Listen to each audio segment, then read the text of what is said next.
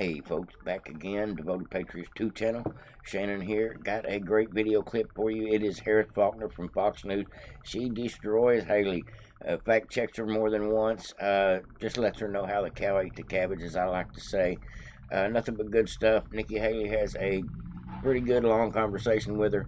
Boils down to Nikki Haley supports the border bill that involved all that money for Ukraine, that involved $5,000 a day still allowed in the country, allowed for asylum for the ones that are already here, the dream of the DACA dreamers, and all the other horrible things that were in the bill, including not much money for anybody but Ukraine. She supports that bill. That's the beginning of this clip here. And Harris Faulkner just lets her have it over the whole deal and says, hey, look, it's not the Republicans' fault. It's not Trump's fault that the border's not closed. It's Joe Biden's fault. It's the fact of the matter that Chuck Schumer cockblocks any bill that leaves the House, leave from the House, before it ever gets to the Senate floor. Chuck Schumer stops it from ever being heard. And that's just the way things go. I've seen it happen many a times. I've seen Nancy Pelosi do it as well. One way to wield power as the majority leader in each chamber. Just the facts of the matter. But there are several things like this that she gets called out on, just straight fact check, calling her out as a liar, and even laughs at her a little bit. So let's go ahead and get into it, folks. But don't forget, CPAC's going on this weekend. Jim Jordan is speaking about Fannie Willis. Tulsi Gabbard's there defending Trump, talking a little bit of trash about Nikki Haley as well. And we've got South Carolina election happening.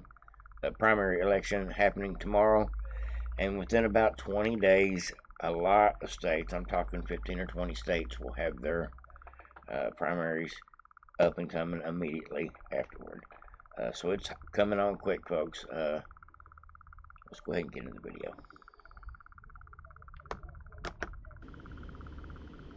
I mean, it's just amazing what took him so long. I mean, the only thing that's affecting him now are the poll numbers, and anybody that governs by poll numbers isn't really governing. But I think you have to look at what happened last week. I mean, they're actually in reference to Biden finally saying he's going to do something about the border because Biden started talking asylum. But we all know it's just talk at this point. We had a border bill in Congress, right? The good part about the bill was that it strengthened asylum laws. We have to do that. There were 3 million illegal immigrants that came in the Trump administration because our asylum laws weren't strong enough. The weak part about the bill was it didn't have remain in Mexico, which is hugely important, and it had a 5,000 person threshold. We don't even want a 1-person threshold. We've got to make sure we're vetting everybody. The problem is Congress should have gotten in a room and kept going until they could get a strong bill out. Instead, they went home on break for 2 weeks. And then President Trump goes and tells them, don't get anything done until after the general election. We can't wait one more day to get a strong border bill out. Apologize, folks. Trump didn't say that. What Trump said is don't go for any bill that allows them to put a number on how many people are allowed in every day, meaning they will be able to be adjudicated as citizens later, since they were basically given permission to come in as a number. This was all broke down on Glenn Beck and a couple other stations. Bongino explained it as well. Dan Bongino explained it as well. But Trump and these podcasters are right about the fact that if you start negotiating how many you're letting in a deal in order to get money for Ukraine, which is what this is all about. It's all about what is it going to take to get funding for Ukraine. Well, the Republicans want closed borders, and so therefore the Democrats are pretending to give them crumbs, but in reality it is a way for DACA and the Dreamers and assumably 5,000 people a day to have access to come in and have a path to citizenship. That's what it's actually all about. Republicans shouldn't fall for it under any situation. And Trump was right for saying, hell no, don't go for it. It wasn't about signing a bill next year when he's back in power, because they will be able to do that. But we shouldn't give up or compromise anything if we're not actually going to get any substance out of the deal. And Ukraine doesn't need another $60 billion. Just my opinion, folks. Let's go ahead and get back into it and listen to the warmonger and Harris Faulkner. And let's see if she gets scored up a little more. We need Biden to do his part, we need Congress to do his part, and we need Trump to stay out of it, because America continues to act like it's September 10th, and we better remember what September 12th felt like. It only takes one person to have a 9/11 moment. Congress needs to do their job. All right, I hear you on all that. A couple of things. Congress already had a bill to go over together in a room. It was called H.R. 2. And it's been sitting there for 8 to 9 months because Republicans put that House bill out. And why that didn't happen has to do with Democrat senators, particularly Chuck Schumer, in the Senate. So that needed to happen then, and you're saying it needs to happen now. But then there's the other part of this. I mean, if we wait on Congress to do something, the big sticking point will be this president won't follow that law any more than he's following the law of the U.S. Supreme Court not to pay off people who aren't paying off their school loans. He's not interested in following that law. He's already proven it by doing what he did yesterday, reflexively paying off, getting votes from people who need to pay off their school loans by people's money who didn't even go to college. Do you think Nikki is stupid, or do you think she is playing stupid? That's my question for you today in the comment section. There's no doubt about it that Biden, whether it's Biden or Biden's handlers, we're still going to say it's Biden, is definitely orchestrating this open border policy in such a way that they are trying to get as many people in as fast as they can at anybody's expense. And for her to pretend that somehow we're going to get Biden or the Congress to kumbaya together over something on the border that 500 members of the House, or should I say 218 members of the House, and 55, 60 members of the Senate are actually going to agree to, plus Biden? No, not a snowball's chance in hell that we're going to get anything that either side will compromise on, especially the Democrat Party. They want the open borders. They just want the Ukraine money more. And so that's the only leverage we have on them at the moment. And here it is, Nikki Haley willing to give that up. The deal's not so bad. She just wants that Ukraine funding to happen. You know, she got rich behind being a UN ambassador for Trump.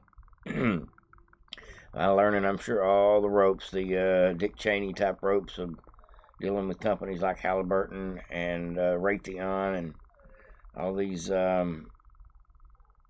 military-industrial complex contractors. All right, folks, let's go. It's exactly right. It is unthinkable. And it's the worst of socialism when you see that he is basically making people who didn't go to college pay for those who did go to college. Michael and I spent years paying off our student loan debt. But if you want to talk about that, what we're really getting to is we can't let Biden or Kamala Harris have another administration. And if you showed a lot of polls in the front, the one you should have showed was the Marquette poll that just came out, that shows that Trump and Biden are margin of error. We're going to once again be biting our nails, wondering if Trump can pull it off, and he can't. I defeat Joe Biden by 18 points in the Marquette poll. The thing is, we have to make sure that we can win. We want to do all these changes in our country. None of those. If she got 18 more percent than Biden in one particular poll, maybe in one particular state, okay, so what? Polls don't actually mean a whole lot. That's just opinions, surveyed opinions. She's got to win some states. Otherwise, she's done. And as far as I'm concerned, she's drawn a big goose egg at this point. And if she can't win her home state of South Carolina tomorrow, it's over. I have to believe that, but I believe that she'll probably stick in until she loses all 25, 27 states that we will have a final result of here in the next less than 3 weeks. All right, here we go. Changes matter if we can't beat Biden, and we've got to get that done. And that's why these primaries matter, is we can talk about who we like all day long, but at the end of the day, if who you like can't win, then we're in a whole ball of mess, and we cannot take 4 more years of Joe Biden. How do you get there? This Saturday, the primary. How do you get there beyond this state when you haven't won a state yet? How do you win your first state? I mean, it's amazing to say I haven't won a state yet. You've only had 3 states that have voted. Well, it's not amazing. We need to South Carolina's winner take all. I mean, it's yeah, but we need to let he's these going to pick up more delegates. South Carolinians have not voted yet. South Carolinians have not voted yet. Fair. Look, if you and everybody else tells me to get out of this race, I'm not it telling would be you the anything. longest general election race in history. Keep in mind, 70% of Americans have said they don't want Trump or Biden. They are the most disliked politicians in America. 60% of Americans have said Donald Trump's too old and Joe Biden's too old to run for president. We have to win, and we need a new generational leader that can put in 8 years of hard work, day and night, making sure we get things done. No drama, no vendettas, just results for the American people. I'm determined to go to every single state and give people the right. If 70% don't want Trump or Biden, let them have another option. Let's let them vote. Let's let this play out. 10 days after South Carolina, 20 plus states and territories will vote. Let's let that happen. Real quickly, and I'm going to ask my team for grace on this. Saturday, February 24th, the same day as your primary, is 2 years exactly to the date that the war started when Russia invaded Ukraine. I'm wondering, you know, with 48% of Americans in a recent poll saying that they thought we didn't need to spend more, that we spent too much already. They wanted to know exactly where the dollars are going to Ukraine. With that kind of headwind, you have advocated for continued aid for Ukraine. Can you make that case, and can you convince people to see it your way? Well, first of all, I think we should never govern by the polls. I think we need to tell people the hard truths. I blame Joe Biden because he has never once told the American people why they should care about Ukraine.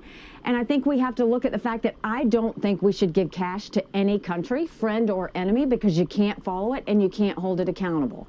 But in this situation, the reason it matters so much, Harris, is because Putin has said once he takes Ukraine, Poland and the Baltics are next. Those are Now, did Putin really say that? I'm going to try to look that up and fact check that conversation, because if Putin has said that, that would be one thing, but I believe that is probably just talking points on our own part to try to convince somebody that Putin is the biggest threat to democracy in the